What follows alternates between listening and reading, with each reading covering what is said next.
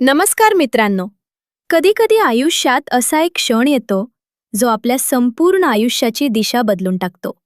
आजची गोष्ट आहे आदित्य नावाच्या एका साध्या मुलाची. सुरुवात आदित्य एका छोट्या गावात राहणारा मुलगा होता. घरची परिस्थिती फार चांगली नव्हती. त्याचे वडील छोटंसं किराणा दुकान चालवत होते आणि आई घरकाम करायची. आदित्य अभ्यासात ठीक होता, पण त्याच्याकडे एक मोठं स्वप्न होतं. त्याला मोठा उद्योजक व्हायचं होतं. पण गावातल्या लोकांना त्याचं स्वप्न ऐकून हसू यायचं. एकदा गावातल्या एका माणसाने त्याला थेट सांगितलं, "अरे आदित्य, तुझ्याकडून काही मोठं होणार नाही. तुझं आयुष्य दुकानात बसण्यातच जाणार." हे ऐकून आदित्य शांत राहिला. पण त्या दिवशी त्याच्या मनात एक आग पेटली. संघर्ष. आदित्यने ठरवलं, लोक काय म्हणतात याची मला पर्वा नाही. मी माझं स्वप्न पूर्ण करणार. तो रोज सकाळी 5 वाजता उठायचा, अभ्यास करायचा, दिवसातून काही तास वडिलांना दुकानात मदत करायचा आणि रात्री उशिरापर्यंत व्यवसाय, मार्केटिंग आणि यशस्वी लोकांच्या गोष्टी वाचायचा. पण आयुष्य इतकं सोपं नसतं. एकदा त्याने छोटा व्यवसाय सुरू करण्याचा प्रयत्न केला. त्याने थोडे पैसे जमा करून मोबाईल ॲक्सेसरीज विकायला सुरुवात केली. पण पहिल्याच महिन्यात त्याला तोटा झाला. गावातले लोक पुन्हा हसायला लागले. "बघितलंस ना, मोठा उद्योजक बनणार होता." त्या रात्री आदित्य खूप खचला. त्याला वाटलं, कदाचित लोक बरोबर म्हणतात. बदलणारा क्षण. पण त्याच रात्री त्याच्या वडिलांनी त्याला एक गोष्ट सांगितली. वडील म्हणाले, "बाळा, अपयश म्हणजे शेवट नसतो.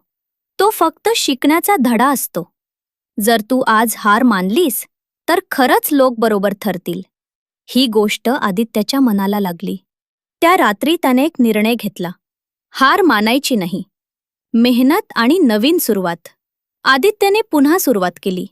यावेळेस त्याने आधी अभ्यास केला. लोकांना काय हवं आहे, मार्केटमध्ये काय चालतंय हे सगळं समजून घेतलं आणि मग त्याने ऑनलाईन वस्तू विकायला सुरुवात केली.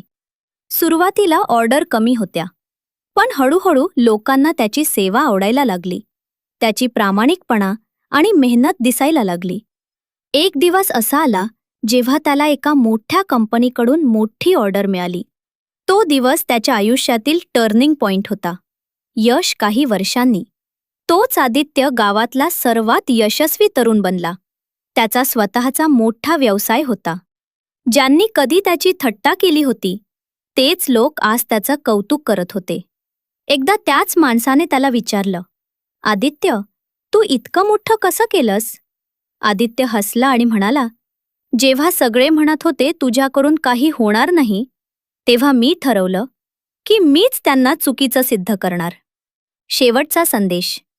मित्रांनो, लोक तुमच्यावर विश्वास ठेवतीलच असं नाही. कधीकधी ते तुम्हाला कमी लेखतील. पण लक्षात ठेवा, लोकांच्या शब्दांपेक्षा तुमची मेहनत जास्त ताकदवान असते. कारण एक संधी, एक निर्णय आणि एक हट्ट संपूर्ण आयुष्य बदलू शकतो.